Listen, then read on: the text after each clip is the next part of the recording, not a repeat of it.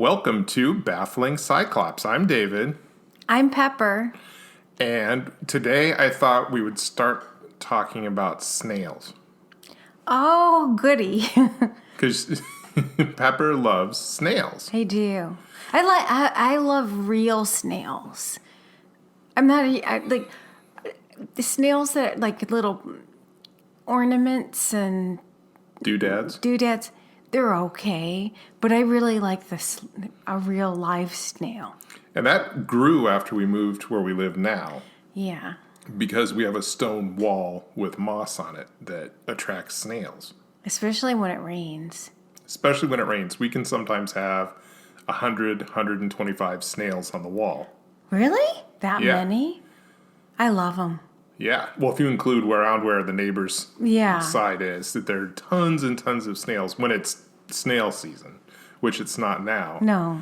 But I thought of the snails because I was looking at TikTok and it started to pick up on what I like. Oh, so you think TikTok can read your mind? I'm not saying you can read my mind. Angela at my work actually said that she finds it creepy because sometimes it picks up on things she's interested in before she's interested in them. Oh, so it's more like the TikTok influences her interests. Well, she'll like have a passing thought like, oh, I'm interested. I wonder how tobacco is grown, and then a tobacco video will show up. Oh, so it's like mind control. Yeah. Oh. So but in my case, love snails. I'm into snails. Looking at TikTok and what comes up, but two snails having a seance with a little tiny Ouija board.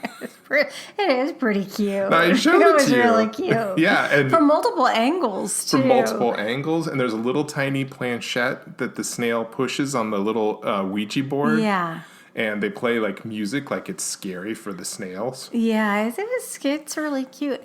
But hey, I thought TikTok went away. It was going to go away. No, TikTok. They were going to block new downloads of TikTok, but they federal judge blocked that from happening. But they weren't going to get rid of the old TikToks that were already downloaded. Okay, well, I had TikTok on my phone for just like a half a second, and then I got scared because I thought I was being spied on, so I deleted it. Oh, okay. Well, good. I'm glad you're security minded. Yeah. I wouldn't want any foreign agents to know what you were looking at on your phone. I know. I wouldn't either. Well, if foreign agents were spying on you in the last couple days, what would they have found? Oh my gosh. I don't know. What would they have found? I don't know. I'm like a lot of traffic to Poshmark because I'm trying to build my Poshmark page. Is that what it is? I think that's probably yeah. That would be your main thing. So they would be like, enough with the Poshmark when they're watching you. Yeah, and then most recently, I looked up some information on one of the cult leaders in my hometown from when I was little. Oh, that's so cool. Because, what I was going to talk about today was a cult near us and a church near us. Okay, yay. I can't wait to hear about it. Because the cult, I was just going to mention in passing, to distinguish between a cult and a church is the Ramtha cult. Don't you think a lot of churches are cults? I think that there's a fine line, but I think one of the things that really distinguishes a cult from a church is you can leave a church pretty easily. I mean, there might be peer pressure for you to stay. Yeah. But no one tracks you down and threatens you if you decide to leave most churches. Okay. But what's this? You said it's called Ramtha? Ramtha. Ramtha. Is that one from our neighborhood? That one is actually in Yelm. So it's about 50 minutes away from where we are. Okay. If we were driving south. And it's a huge, massive estate run by this woman who says that she can be possessed by the spirit of a 35,000-year-old warrior from Atlantis. Okay. And the full name of this warrior is Ramtha the Enlightened One. Okay. So she used to do a really great voice for Ramtha. Oh, there was some acting involved. There was acting involved, Okay. but now she's kind of given up on the voice, and she's decided Ramtha likes to drink a lot of wine during presentations. And it sounds like Ramtha has been watching a lot of Fox News because Ramtha supports Donald Trump. Okay. And one of the most recent things is a couple ex-members decided to let out of the bag that Ramtha's been telling people to drink lye. That's not good. No, and So she's still, or they, I should say they are still active. yes, they're very active, and they donate to a lot of Republican Party candidates in Washington State. And they really, where they live, it's massive. It's like a little village almost. And Ramtha drinks wine and spouts off on how stupid organic vegetables are. That's one other recent Ramtha speech. So I've kind of enjoyed following, because Ramtha used to have an accent. The I can't remember her name, but the whole woman's demeanor would change, and she would become possessed by Ramtha, and she would have an accent, and her body would twist and change. Wait, possessed by Ramtha or possessed by wine? Well, now it's wine, because before it was more of a job. Now it seems like she's got a bunch of followers, and she goes out with a glass of wine, and she's like, Ramtha says Trump is good. Oh, no. Yeah, you can watch her videos of her. But anyway, I was just looking up more information on Atlantis. Atlantis? Yes. Well, 35,000 years ago, Ramtha was a warrior there. That's what I know about Ramtha. Okay. Wow. That's surprising. Well, I guess the real estate in Yelm is more reasonable than it is up here, up north of there. and Ramtha's got a lot of dough. Because that was a very popular cult. They had a bestseller. Ramtha did. Ramtha is channeled, and they channeled whole books of ancient wisdom. Is this like back in the 80s? Yeah, in the 80s and the 90s. Wow. So that was the cult. And then the church I was going to talk about, at least it was a church back in the day, is the Aquarian Foundation. They're the ones that were in our neighborhood. They're the ones that are in our neighborhood. They have a big building right next to Safeway. They are a spiritualist cult. So it's connected. It's connected to Ramtha. But I was so fascinated because the logo looks a little Illuminati-esque. Yeah. And the building's mysterious. And then my friend Shauna texted me a picture of the mansion near her aunt's house and said, this is the cult house, because that's what they call it. Yeah, well, because I think you started talking about the cult and well, kind of we have a fascination with cults. Yes. Way before this whole vow thing even came of course. around. Yeah. But on our walks, we walk by 2 houses that we call cult houses. Right. And one of them, I think that they moved. Yeah. The one cult house. But I think that was kind of like a commune. Yeah. Which I think it was an offshoot of the family. Like, I think people who were in the family cult lived there. Okay. And kind of maintained the lifestyle. That's my guess. Because there were a lot of family people that lived in this neighborhood, love family people. And, we had that housekeeper at one point that was an ex-Love family member, too. Yeah. So... I think we have to put it in context because just saying we had a housekeeper makes us sound like we were this pretentious like snoots, and we so are not and were not. No. In fact, I think he pretty much cleaned our place in exchange for being able to use the bathroom while he cleaned the building. Well, you remember that, like that one time I was home, I was homesick from work. And he didn't know. He didn't know I was sick because, I mean, again, our apartment was like 1,000 square feet. It wasn't huge. And, but it was a 2-bedroom place. And I was in the big bed, the front bedroom because I was sick. He was cleaning the whole the whole condo place. It was like a big, they were condos, right? Yeah. Multi-units.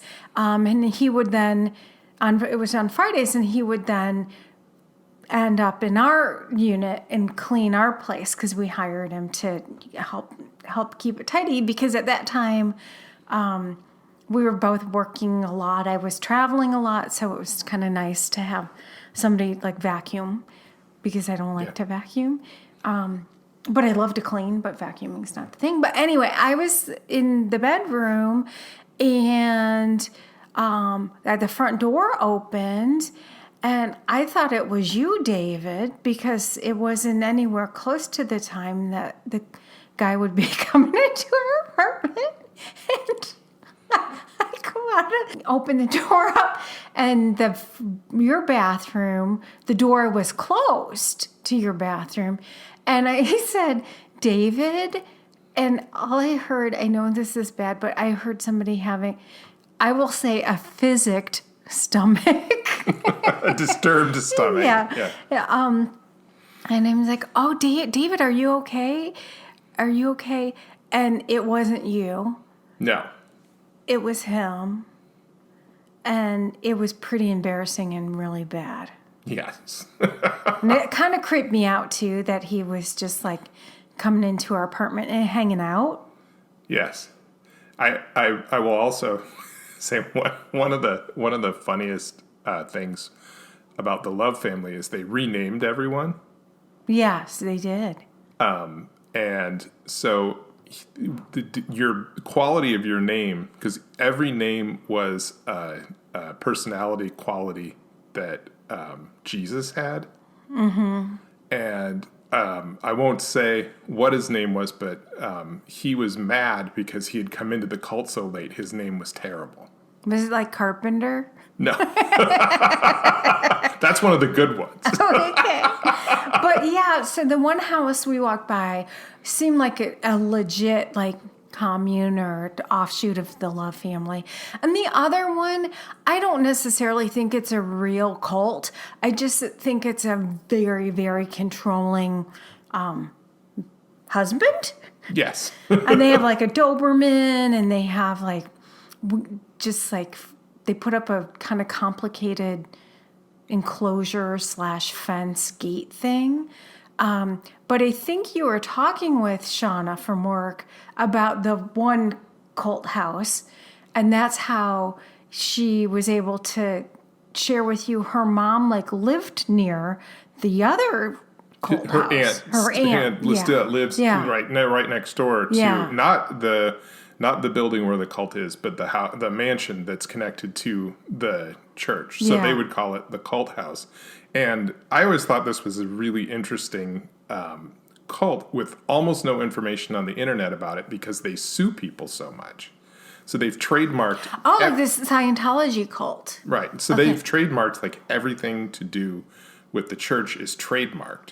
And so they've trademarked the name of the founder, which is Keith Milton Reinhardt. They've trademarked the phrase sacred teachings in connection with religion. They have trademarked the phrase the religion of tomorrow here today. That sounds like a Disney thing. Tomorrow's religion here today. The church of tomorrow here today. The light of the mighty I am all to the world. The mandala, the flaming mandala. And the church of higher spiritualism.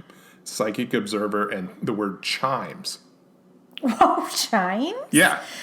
Some of those Etsy sellers better watch out. And it says, they're all owned by the Aquarian Foundation of Seattle and may not be used by anyone for any reason.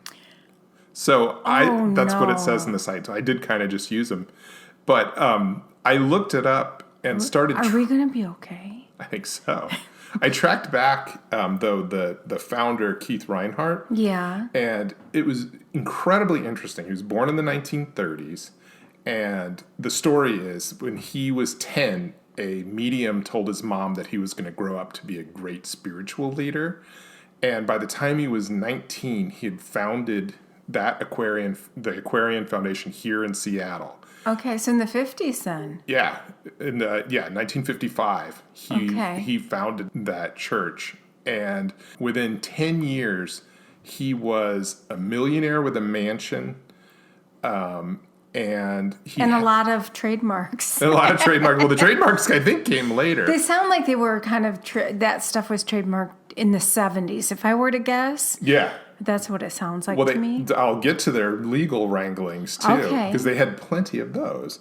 But he did two of the most common spiritualist tricks, and they are tricks, so I'm going to use that phrase, where he did billet reading, or billet reading if you're French, which is people write things on note cards, and then when you have a blindfold on, they hand you the cards, and you rub the card, and you give the answer to the question, like Johnny Carson used to do on The Tonight Show, when he would hold the...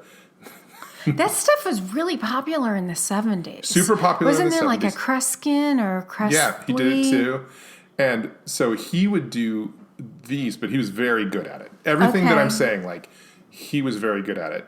And he was so interesting looking, because I think spiritualist or church leader was one of those occupations where you could look like whatever you wanted to look like, and everyone would just let you get away with it. It's not like if you're a butcher, you can be a weird looking butcher. But so he had long black hair, and he was very gaunt, and it looks like he got plastic surgery like way before plastic surgery was a thing. Oh, yeah, that's not good. Yeah, and it was very interesting looking, and dressed a little Liberace-esque. That doesn't surprise me. Like shiny coats, robes, like magnificent robes. And so he would dress for this part, and he would look amazing. When he would do it. That's a little subjective, isn't it? Well, I mean, the reason I say he looked amazing is there's someone on YouTube that claims to be his son, who wears shorts and a undersized button-down shirt to do the same act. Oh, okay. And he puts no effort in. And it's crazy. Does he look amazing? He does not look amazing. Okay. He looks like he rolled out of bed and he's like, I'll summon some spirits for you. That kind of thing. Okay. And he's got his brown khaki shorts on, and it sounds like he has a speech impediment too. Well, he just that's a bad imitation of him, but what are you going to do? But the other... What's this guy's name? Keith Raniere? Reinhardt. Isn't that funny? There's another Keith R. Yeah. Keith R. Interesting. Okay. Yeah, and the other thing that he would do was called apportation, which is he would produce gems from his body, or they would just fall out of the sky when people were around. Wait. From his body, like orifices? Orifice. So they would come out of his eye socket, his nostrils, his ears, his mouth. So everything from the neck above. No holes from the neck below. I make no promises. Okay. Wait a minute. So are you willing to tell us how the secrets to these tricks? I think he used a lot of different ways to do the tricks. Okay. Because he was great at it. Okay. There are a lot of people that are terrible, and the people that are terrible have one way of doing something. Yeah. So when you watch them do it, it's very obvious. But the really good ones, they have multiple ways of doing it. So if you think you've figured out how they do the trick, something else happens. Okay. And you're like, well, I can't be that because of this. But for the most part, with the reading the cards, they just leave a sliver at the bottom near where the mask meets the nostrils, and they hold the cards down here, down their lap. Like by your belly button. Yeah, by your belly button, and they rub them, and they read them. The other way you can do but the rubbing's unnecessary. It's unnecessary. Yeah, it's theatrical rubbing. Okay. but and other times if they put them in envelopes, what you would do is you have the first one is fake, and you answer the first one as if it was a fake question, but you read what it says on the actual envelope, and then from that point forward, you use what you read in the last envelope as the question in the next one. So if the first one you would just pretend and say the answer is blue, and then open it up and it would say, what color is the sky? But then you'd look, and what it actually says inside is, where is my love going to come from? And then you'd put that one off to the side. Then you'd rub the next envelope, and you'd read it. You trickery. Would say trickery, right? So that spiritualist stuff was super big in the start. Did it start like in the 20s, and then get kind of big in the 40s, and then come back in the 70s? Well, it was huge back in the 20s, but it goes through cycles, and one of the really interesting things about spiritualism, if you study it, is it's one of the ways that oppressed people gain power. Yeah, that makes sense. Because a lot of women and gay people and transsexual people, when that's how they would gain power, is because they could say, like, I can communicate with the dead, and then they're beyond judgment, and people hold them in high esteem. So, and no judgment on them for doing it, because that was the way it was. So he would do the thing where he would push the gems out of his eye sockets, and people would collect the gems. And there are still people today that have pictures of their gem collection. Of things that came from his body. Sometimes he would do plastic discs. When you say came from his body, that just for whatever reason, it really creeps me out. Well, I'll show you. Can you do a qualifier like from his body neck up? From his body neck up. So it's actually, I'm not going into the gross part of it too, because they also... Wait, that's not gross? It's not gross yet. Okay.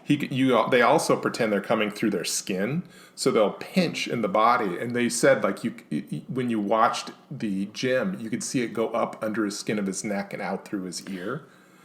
That's what they say. I'm not saying that that's what happened. But my favorite thing that they said he produced that was supposed to be really impressive to us was a crystal hammer that he had. It was so large he had to produce it in 3 parts.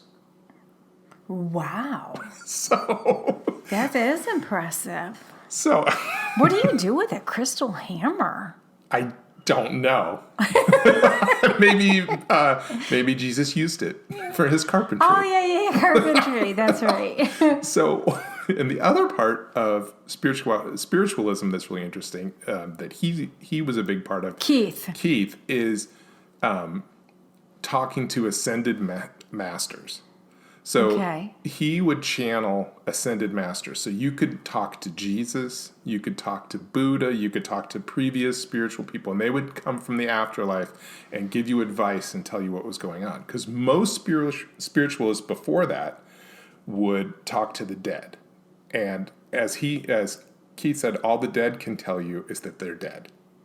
Oh, so he was kind of clever, too. Yeah, and what happened. They can't tell you what's going to happen or have superior knowledge of the universe. But these ascended masters could give you brilliant wisdom. Gotcha. So he had all of these rich people that would go to him and ask him advice on everything that they did, and they would leave their whole life savings to them. People would tithe 10% of their paycheck to him. Well, he did need some money to buy all those gemstones. Oh, yeah. Gemstones are expensive. It's hilarious. They say they're mostly plastic, which I was like, well, I would hope if I were producing gemstones from my body, they wouldn't be plastic. But yeah, that's not healthy. No, can you imagine? No, it's not organic. So one of my favorite things that I read about his 1950s life is he would travel around the United States trying to make money and become more famous. And so he would go to these really small towns to do spirit readings. Yeah. And he traveled with a Seattle drag queen. So they don't explicitly say what their con was, but what it sounds like they would do is 2 men would be doing the spirit reading, and then you would summon your grandmother. And then all of a sudden your grandmother would be there, and it would be the drag queen. Oh, that's way worth the price of admission. 100%, Oh, right? I would love that. Yeah. So I found online in the Seattle Gay Nudes, drag queen named... Wait, nudes or news? Oh, I thought you said nudes. No, I'm like, Se- I don't know what that Gay is. News.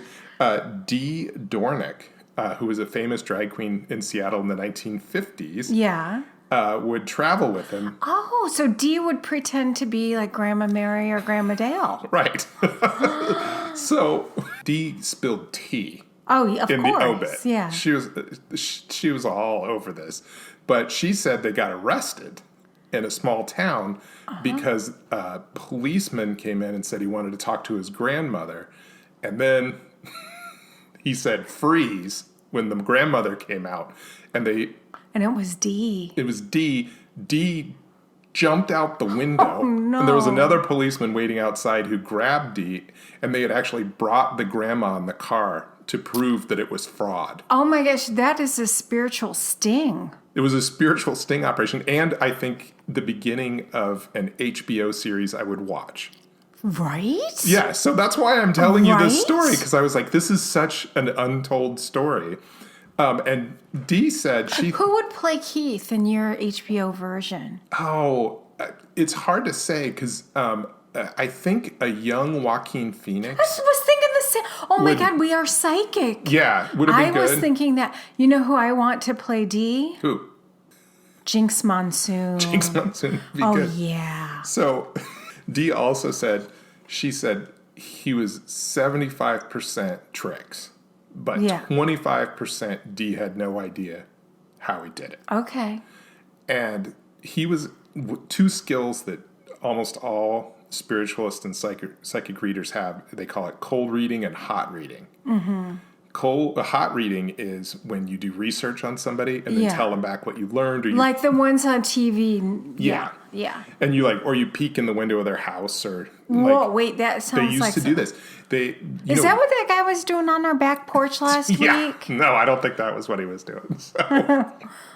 But they used to... Psychic readers used to send flower deliveries to people's house and bribe the flower delivery person to look around the house and give them information so that when the person came, they could say, there's a portrait of a stately looking woman. Oh, so they spent some money to make money. Right. And cold reading is when you can just sit in front of somebody. Ask them questions. Well, and look at them and size them up. Yeah. And say things and draw out of, as a couple, you kind of draw out something out of people. Yeah. But amazing things happen when you do that because you really can get in tune with somebody. Right. And you can do that. Did I ever tell you I went to a psychic once? No. It didn't go well. I went to a psychic once and she told me I had a little person, a dwarf, that followed me around in a jester hat. The other thing is, in that mid-60s, he's got a lion. Wait, what? In mid-60s, he bought a lion. Are you saying lion like the animal? Lion like the animal. A real one? A real one. One that was alive. One that was alive. So he would drive around. Wait, on 15th? No, in his mansion. Oh my God! So he had a fancy, expensive convertible, and he would put the lion in the back seat, and he would cruise around our neighborhood, honking his horn and waving at people. Did the lion roar? I'm sure it did. Oh my gosh, that poor lion. Well, very much so. And that's how he used to end parties at his house. Bring the lion out? Bring the lion out. Because he had two different lives. He had his spiritualist life and his gay life, according to the people that knew him in this article. Like, I have no inside knowledge. Okay. So I'm not saying that's the way it was. I'm just saying, reporting back what they said. And his gay life, he would have giant parties at his house. And when he was ready for it to be that's like over, his real life. his real life. Yeah. Yeah. But that's how they stated it in the article in the gay news. And then he would bring the lion out. Yeah. And it would scare everybody out of the house. Well, sure, that poor baby. I'm surprised you could have a pet lion in Seattle. Because we're in the city. Yeah. It's not like we live in the suburbs. We are in the city. Yes. And the police did not like Keith. Well, they did a sting? Well, what they did was they tried to get him as a hoax. And so they would try and to get someone to admit that he had tricked them out of money or tricked them out of property. But everyone was so satisfied with Keith. Yeah. And Keith would actually say to people, according to this article, I wish these people would make decisions on their own. They don't need to come to me to find out what kind of toilet paper to buy. Because they were coming to him with like every decision. And he was like, you can make some decisions yourself. Like you don't need to, and they would pay him, of course. So, but he was like, enough with that. So they set him up in a sting operation where he picked up a young lad of 15. Oh no, I don't like where this is going. And he says he took him home to give spiritual counseling to him. Oh, and they said, he was 16, and the age of consent in Seattle at the time was 15. And they say that he did stuff with him. The kid said that he did not do stuff. Then he said he did. Then he said he didn't. Then he said he did. And Keith ended up going to jail for 5 years. But he kept up the legal defense. And after 5 years, they let him out of jail. Now, one of the other reasons that they wanted him to go to jail is he traveled around Europe and did interviews with people for a TV show that was called Way Out. Oh, yeah, that sounds... I'm sorry, I'm just still like, ew. Yeah. A little kid. Well... Like, what happened to the victim? Don't know. I don't know. His name is in the article if you wanted to look. Yeah. So he had filmed this show called Way Out. Okay. And he filmed interviews with people like Margaret Mead, Agnes Moorehead, like pretty big names for a local Seattle show. But when he did the show, he sold it to the TV station. He also had on an out gay man and an interracial couple. Yeah. And he came out in support of gay marriage. And after that, the police were like, this is going to be over. Oh, because when was this? 1967. Oh, wow. That's crazy. So they were like, we have to do something to put him in jail for being gay. So it's a very complicated court case. And Seattle is a very liberal city, so you would think 53 years ago that wouldn't have been that big a deal. It was a big deal. And so for 5 years he was in jail until he got it completely expunged because they had... When he molested the teenager? Or? When he theoretically did. Because they lied, they set him up, and they hid evidence that would have exonerated him. And the teen recanted? Or? Yes. Interesting. So that he completely recanted. And so then he became a crusader against prisons. See, like, there's so many things about Keith I like. Yeah. But I can't get past this, like... But was it real? That's the question. Wait, so if he went to prison for 5 years, what happened to the lion? It got shot. It got taken out to the country, and it got loose, and it was killed. Oh. I know. It's very sad. So Keith is anti-prison. And so he decides he's going to do a show at the prison. Oh, no. So he does a show with psychic readings. Wait, so he is a convicted felon. Expunged, no record. Okay. And they invited... Is this the same person he served his time in? I believe so.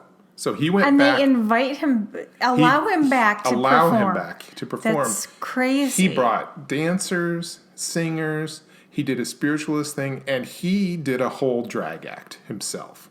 Wait, no D. I don't know if D was there or not. Because there's very little information about it.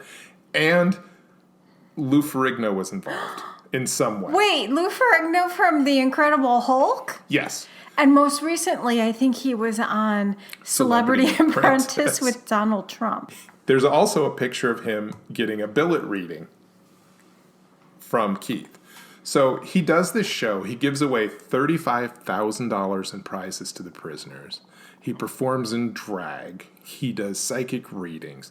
And everybody freaked out. They're saying, this is crazy that this happened in a prison. They say the dancers took their clothes off. So the Seattle Times does a story on the Aquarian Foundation and calls them a bizarre local cult. Okay, so like an expose. Right. And he sues them for libel because he says he has lost money because people stopped coming to his church after they wrote the article. And so maybe he should have hung on to some of that $35,000. And maybe a lion's life is worth more. Maybe. So he sues them. So for discovery, they say they want a list of everyone who's ever given money to his church. You can't. Can you do that? Well, this is the court case. So then he said no. Yeah. Because they're going to publish the names of everybody. Yeah. And they said, if we do, that's our right. It went all the way to the Supreme Court. Wow. And Keith won. Well, of course he'd win that. So now you're not allowed, a newspaper is not allowed to publish anything they get in discovery during a court case unless they can find it through other means. So they can use it as an indicator that something is there. Yeah. But they have to find it a different way. Yeah. To be able to use it. Which is the way it should be. And it was a unanimous Supreme Court decision. Yeah. So, and this was when was this? This is in the 80s. This was like 1984. Okay. So this is stretched out over so many years. Wow, Keith had a very interesting life. Where is he now? He died in 1999. Okay. And the Aquarian Foundation still goes on. Yeah. I've only read secondhand accounts of this, but they play tapes of Keith. So is it entertainment? Is it cult? What is it? It's not a cult, it's a church, because they'll allow people to leave, and people have very positive memories of it, in my estimation. Okay. It is. They still sue people for calling them a cult. Oh, I'm sorry. I asked the question. I didn't call them one. I just asked if they were one. But I'm also going to humble brag. Okay. Because they sue anybody that puts pictures of Keith or any of his spiritual shows. They sue them to get them taken down. What about the word chime? No. That trademark, they haven't enforced that. But I was like, how am I going to see these pictures when I first got obsessed with it? Yeah. So what I did was I set up a Google alert for any lawsuits involving the Aquarian Foundation. Yeah. Then 2 months later, they file one. I Google the name of the guy. He has all the pictures, including the Lou Ferrigno picture, up on his site. Oh my God, you could be a private eye. Thank you. And maybe that should be our next venture. In private eyeness. Yeah. But I thought it was really interesting that they didn't want the pictures being seen, and I can tell why they didn't want them seen. Why? Because the tricks are so obvious to the modern eye. Like if I told you he made an angel appear and dance about the stage, you'd be like, that's amazing. But what he did is he laid a white robe out on 2 chairs, and it floated upwards and grew a beard. So there's a big difference between like what they say happened. Yeah. And he uses all the traditional spiritualist tools like spirit trumpets and things like that. So what's a spirit trumpet? So the idea is spirits are very quiet. Yeah. So they built these extendable tubes that they say spirits like, and they pick these tubes up and they fly them around the room and they use them to whisper into so that the whole room can hear what they are. Like a Amazon mailing tube? Kind of like an Amazon mailing tube, exactly. So they're like little metal trumpets, and they extend like an old-fashioned telescope, one of the ones that would squish down and pull up. Yeah. So, but they have pictures of that as well. I was very proud of myself for tracking it down, and I will. How are you going to prevent from being sued? I'm not going to use the pictures, except for the pictures I know that they don't have control of. I have a couple of those. I will include those in the newsletter, and I will probably include a link to a page that might have pictures of Lou Ferrigno. getting a psychic Lou. reading back in the 1970s. Well, he knew Bill Bixby. He did. So he's a hero in your eyes. Well, Bill Bixby sure is. All right. Well, thanks for listening, everybody. Bye. Bye. Don't forget to subscribe to this podcast. And to read our show notes, sign up for our newsletter at bafflingcyclops.com.